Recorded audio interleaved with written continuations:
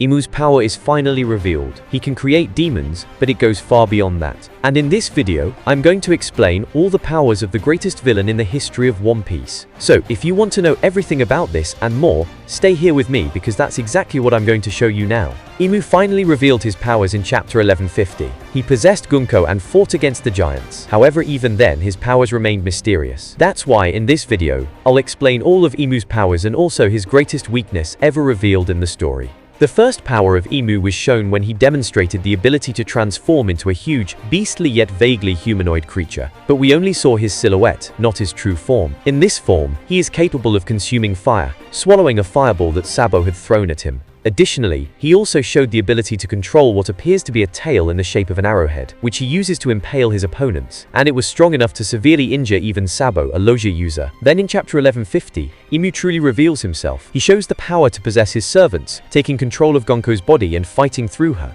Upon possessing Gunko, Imu made her grow enormous black wings, as well as a black pointed tail similar to the one we saw when he attacked Sabo. He also began to levitate. But even more interesting than that, he revealed an ability called demonic contract, forcing Dory and Brogy to transform into demons, gaining monstrous forms with black wings, horns, large teeth, and a much bigger size. However, they ended up turning evil and faithfully followed all of Imu's orders. According to Imu, this is a power he grants in exchange for complete submission. Imu says that now they have immortal bodies and extraordinary strength, claiming they are no longer bound by logic or reason, and that a demon is the manifestation of what existence should be. This contract that Imu made with Dory and Brogy is similar to what we heard from the Holy Knights in chapter 1140, where they talked about a strange power they received from Imu. The Holy Knight St. Killingham mentions that when a person receives a special mark, they can pass through the abyss. This abyss is a kind of portal connected by magical circles, including the same magical circles the Gorosei used to be summoned in Egghead in their demonic forms. This is the Dark Mark, which may be the same mark we see on the arm of Holy Knight St. Summers when he appears, as he was not wearing clothes. And with all these clues, everything points to the idea that Imu is, in fact, the devil himself in One Piece. He has black wings, a sharp pointed tail trait, commonly used to depict the traditional devil.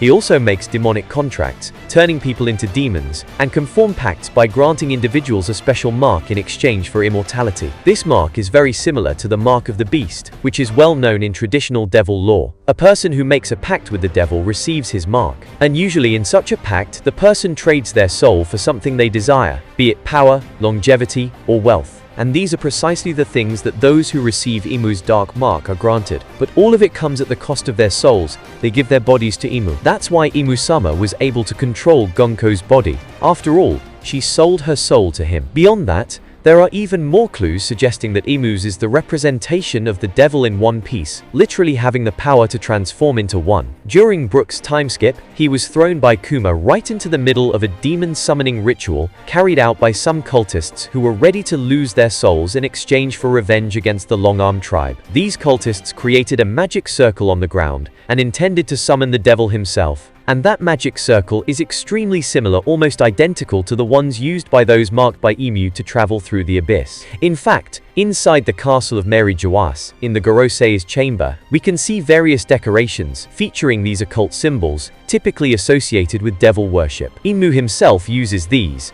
such as during his demonic contracts, or in a book he created out of thin air, which bore this same magic circle on its cover. In other words, Imu is the devil himself, which is incredibly intriguing, especially when you consider that Akuma no Mi literally means devil fruits. So what if Imu's the progenitor of the Akuma no Mi? What if he is the one who can bestow these supernatural powers upon people? Well, we already have a major clue suggesting that this could be true. And I truly believe in it. One of the biggest mysteries surrounding the Gorosei is whether their demonic forms come from a devil fruit or not. We've had several hints, some of them contradictory. For example, their forms emit a smoke-like aura around their shoulders, very similar to the ones seen with awakened devil fruit users. But at the same time, during the reveal of their powers, unlike any other introduction of an Akuma no Mi, only the name of the creature each Gorosei transformed into was mentioned. There was no reference to any fruit whatsoever. However, with the details revealed in chapter 1122, it becomes clear that their powers are definitely not from devil fruits. The first major clue is that when Gorosei Saturn is attacked by Luffy and Bonnie, he falls into the ocean, yet shortly after he gets up and walks back to solid ground, something completely impossible for a devil fruit user, who loses all strength and abilities when submerged in water. Now, the second clue is even more decisive in proving that the Gorosei's forms do not come from Akuma no Mi, but rather from a power granted by Imu himself. While they were fighting the ancient robot, also called Emmet, he unravels a knot that contained Joy Boy's most powerful haki technique. When Emmet undoes the knot, he releases Joy Boy's monstrous haki, which immediately begins to overpower all of the Gorosei. Their demonic forms are instantly undone, and each of the Gorosei vanishes, returning to their original summoning points. Saturn remains in Egghead since he was summoned there directly, while the others return to the castle at Mary Juarez. What's fascinating though, is that when Joy Boy's haki hits the Gorosei, they don't appear to feel anything themselves. But Imu from inside his flower room screams in pain, shaking and enraged as he cries out Joy Boy's name. He felt the haki attack even though it never touched him directly. Joy Boy's haki only struck the Gorosei, but this clearly shows that Imu is directly connected to the Gorosei's demonic powers. As soon as Joy Boy's haki undid their transformations, Imu was the one who felt the excruciating pain, further confirming that the Gorosei's powers do not come from Akuma no Mi, but rather are an extension of Imu's own infernal power. This is confirmed in chapter 1125. After the Straw Hat crew and their allies escaped, Gorosei Saturn returned to a marine ship where he was confronted by the vice admirals. They apologized for failing to stop the escape and asked Saturn to pursue the pirates all the way to Elbaf. But Saturn refused, explaining that the transmission from Vegapunk was the greatest threat at the moment. However, moments later, Saturn suddenly began to feel something strange. He had enraged Imu by allowing Luffy, the new Joy Boy, to escape. Imu then stripped Saturn of his immortality along with his powers, causing a black mist to pour out of his body. Saturn begged for his life but withered away anyway, leaving only his skeleton behind, to the horror of the vice admirals present at that moment. So as we've already seen, the Gorosei's demonic forms are also powers granted by Imu, since Imu felt the damage when those forms were defeated, and he was able to rip the power from Saturn, which emerged as black mist. This explains why they are immortal, and also why, during their introductions, the names of their Akuma no Mi were never mentioned, because they don't come from fruits, but from powers bestowed by Imu. Yet despite that, these powers are almost identical to the Akuma no Mi we know, as they even have the smoke-like aura around their shoulders. In other words, the power that transformed them is indeed fruit-like, but they never actually ate any Akuma no Mi. So, with all this, it's very likely that Izumu's actually the progenitor of the Akuma no Mi,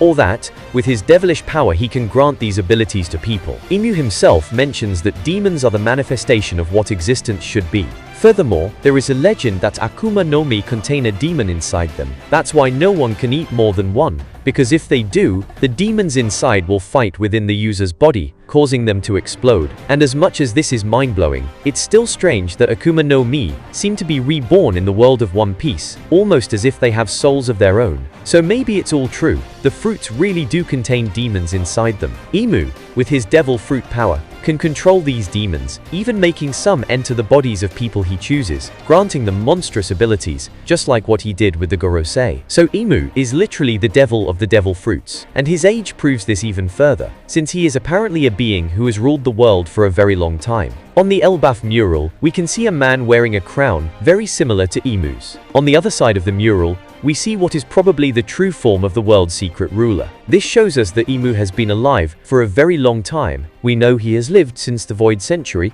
since Ivankov mentioned that among the 20 kings there was one named Imu, also called Imu Narona. But with this mural, it shows that Imu has been alive long before the Void Century. He is one of the great ancient beings from over 3,000 years ago. Even his archaic way of speaking proves this, since in Joy Boy's flashback, Joy Boy speaks normally, despite living in the Void Century. For Imu to speak so primitively, he must be much older than just 800 years. However, despite seeming invincible, Imu still has a weak point, another fruit, which is his counterpart. And this one doesn't contain a demon, but a god, the Hito no Mi, model, Nika. Gunko, who sold her life and soul to Imu in exchange for power, and whose body is possessed, can very likely sense Imu's emotions. She can feel his desires and his fear. And when Saint Somers asked her what his greatest fear was, Gunko immediately answered, Nika.